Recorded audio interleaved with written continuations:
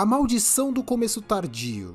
Já percebeu quantos animes sofrem com esse tipo de coisa? Provavelmente, conforme eu for mencionando, você vai notar o quanto isso acontece e quantas vezes isso conseguiu ser prejudicial.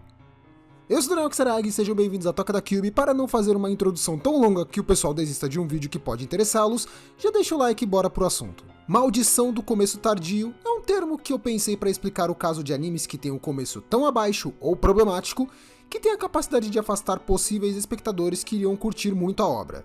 Que fique claro, tem diferença muito grande entre um anime que consiste em um assunto que alguém odeia de um anime que apenas trata um assunto desconfortável e apenas no início. O que eu quero dizer é que tem uma diferença entre o Nanatsu no Taizai trazendo a Elizabeth sendo um peso morto na Season 1 inteira de um Shinmai Mao no Testament, tendo toda hora uma cena de ecchi que você pensa, por que caralhos isso está acontecendo? A diferença é simples. Mesmo sendo constante durante a Season 1 inteira, Elizabeth evoluiu bastante nos OVAs Seishun no Shiraishi e na Season 2 em Mashimi no Fukatsu. Já Shinmai, bem... Se você realmente está esperando que eles parem com os momentos ecchi da Mio gemendo e ficando com pouca roupa, eu acho melhor você só procurar outra coisa. Essa ideia funciona para muitos animes, e por que eu digo que isso é uma coisa ruim? Como eu mencionei antes, esse tipo de coisa é capaz de afastar muitos possíveis espectadores dessas obras que claramente seriam do agrado deles. Por mais que muitos possam elogiar o desenvolvimento de enredo e profundidade em Nanatsu 2, ou até todo o peso que rola na história de Mushoku Tensei, muitos simplesmente se prendem aos problemas que eles veem no início da obra e que acabam irritando-os profundamente. Isso não é uma regra completa para todo anime que tenha temas polêmicos ou problemáticos. Menos ainda é uma regra absoluta para todo mundo. A prova disso é que mesmo envolvendo temas que dariam problemas como toda a personalidade do Rudels, ou até mesmo cenas desnecessariamente desconfortáveis como o ataque dos Goblins no início de Goblin Slayer, isso não afastou completamente as pessoas, tendo muitos que viram o resto da história e se interessaram pelo que ela tinha a oferecer. O problema mesmo chega a ser a parcela de pessoas que desistiram por culpa desses momentos. Eu sou um bom exemplo disso, pois eu sempre menciono que eu odiei Mushoku no início por culpa do excesso de momentos da Zenith gemendo, ou até o Rudels ou o Paul sendo completos imbecis. Eu vivia dizendo que não tinha um personagem masculino em Mushoku que se salvava. Isso, pelo menos, até eu ver o arco da mansão Greyrat, onde ele tem que servir como mestre da Ares da Grislane. Por mais que ele ainda seja um imbecil, Rudels começa a demonstrar uma evolução e no final dessa parte, quando rola o aniversário da Ares, eles prometem que ela daria a virgindade dela para o Rudels, e ele muda completamente, se tornando mais controlado e até mais atencioso com a Ares. Em partes porque eles estavam em uma situação complicada após o teleporte para o continente demoníaco, mas também por causa do próprio Rudels querer proteger ela a todo custo, e isso não estava ligado à promessa, mas sim aos sentimentos dele. O que eu quero dizer com isso é que se você vê o Rudels de momentos mais à frente na obra, cuidando da Ares, ou até reencontrando com a Roxy no labirinto, dá pra notar que não é mais o mesmo moleque pervertido que roubou a calcinha da Roxy para tornar seu objeto de adoração de sua religião. E sim, eu percebi o quanto essa frase descredibiliza tudo o que eu acabei de falar. Parece até as minas tentando defender o Kazuma. O Kazuma apenas comete crimes pequenos, como o assédio. Acontece que esse tipo de coisa realmente é algo a se pensar sobre o quanto isso é realmente útil em uma obra.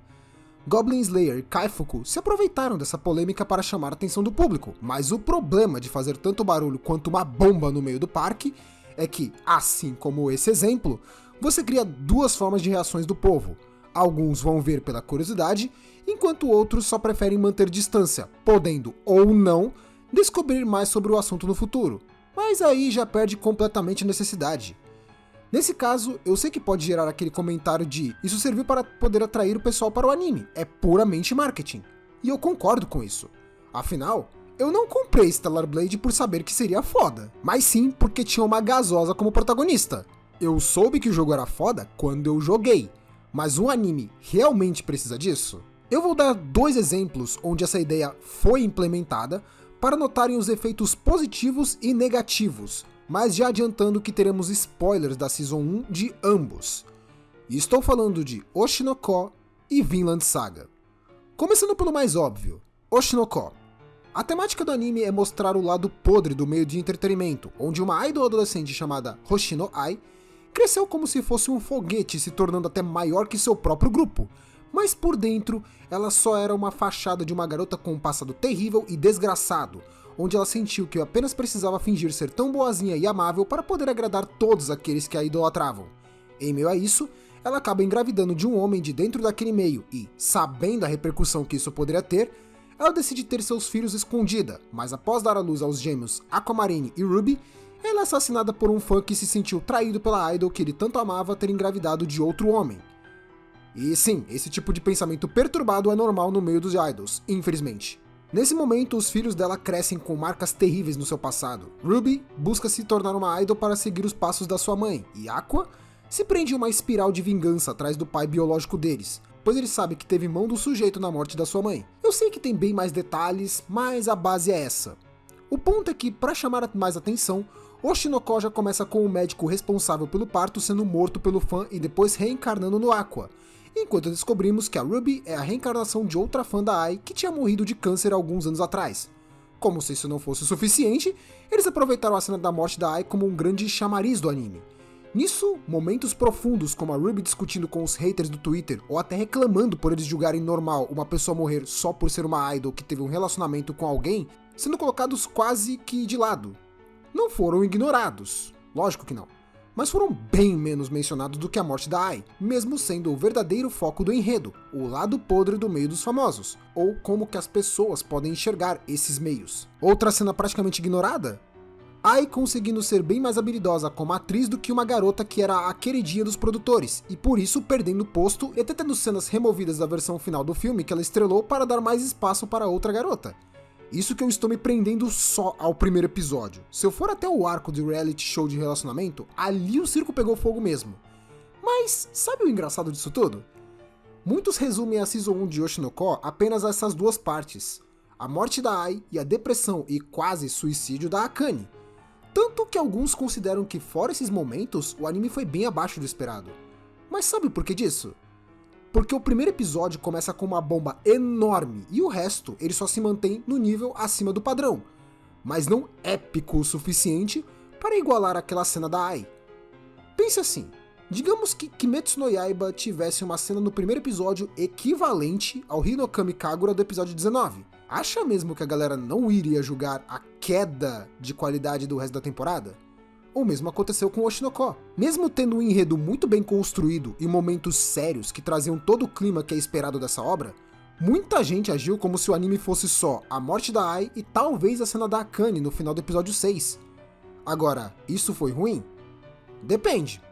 Pois, diferente de Oshinoko, Vinland Saga guardou seu momento grandioso para o episódio 3, e isso trouxe uma forma de tratamento diferente.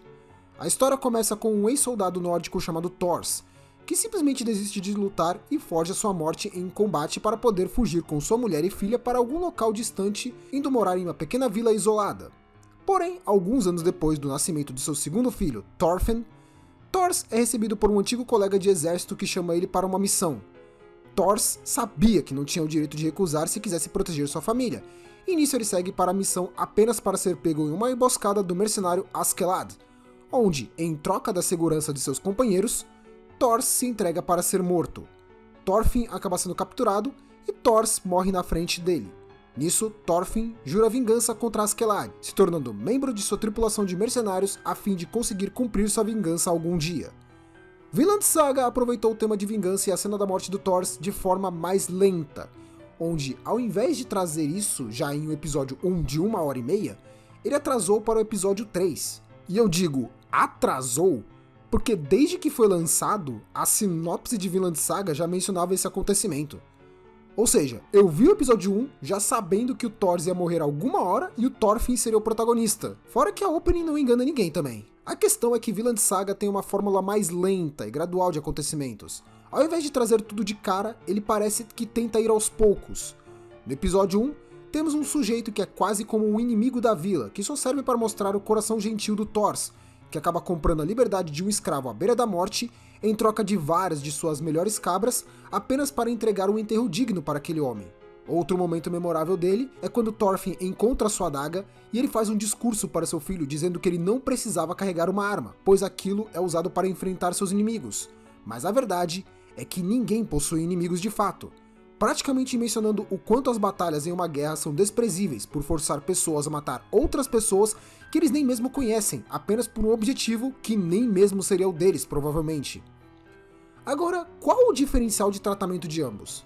Enquanto Oshinoko foi tratado como um anime com um início incrível que decaiu só por não ter esse clima até o final da temporada, Vinland Saga virou a joia bruta escondida da temporada, sendo mencionado por alguns, mas não todos.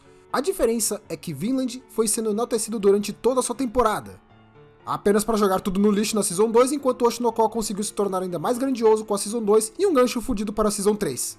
Boa! O que eu quero dizer com isso é, o quanto é válido trazer uma cena inicial polêmica ou bombástica logo de cara, ainda mais quando isso pode afastar algumas pessoas de sua obra, ou até mesmo, qual o sentido em construir uma introdução que desanima tanto alguns dos espectadores de continuar seguindo a sua obra? Eu entendo que no segundo caso, a intenção é ir evoluindo a narrativa para trazer algo grandioso com o tempo, mas quanto tempo você pretende demorar até isso acontecer? Sendo bem sincero, se eu não conhecesse a Noelle, eu provavelmente não daria qualquer chance para Black Clover tão cedo. Eu tinha conhecido o anime pela versão legendada, e o Asta é simplesmente insuportável no áudio original nos primeiros episódios. Mas eu quis dar uma chance para o anime por causa da Noelle. Ela é uma personagem que entra em vários dos meus gostos pessoais. Uma personagem feminina tsundere, fofa, que aparentemente tem seus momentos sendo uma idiota próxima do protagonista, mas que com o tempo demonstrou tanto potencial e habilidades que chega a ser incrível ver os momentos dela se superando. O problema pra mim foi apenas ter que aguentar o Asta nos primeiros episódios até ela surgir, e depois que ela apareceu, bem, o Asta não era mais tão insuportável graças ao Yami, e depois disso o enredo foi engrenando, e aí é onde Black Clover me prendeu. Só que você entende que se não fosse eu saber da Noelle, eu poderia ter ignorado um dos meus animes shonen favoritos atuais? Isso foi só um caso. Outros que eu posso dizer seriam Tate no Yusha, ou até o próprio Nanatsu Taizai. Eu sei que ambos não têm o peso de Black Clover pra mim, mas são obras muito boas, que eu tive um preconceito inicial por causa de algo. Tate no Yusha por causa da acusação da Mine no episódio 1, e Nanatsu porque eu só não conseguia me importar com Elizabeth e Meliodas. O ponto é que eu sei que isso não aconteceu apenas comigo, e eu sei que não vai ser a última vez que acontece algo assim. E é nisso que eu pergunto o quanto vale a pena uma introdução polêmica, ou até com algum fator desconfortável, se isso pode acabar afastando pessoas que claramente teriam interesse em sua obra. Deixe nos comentários a sua opinião sobre esse assunto, pois eu gostaria de poder saber o que acham sobre isso.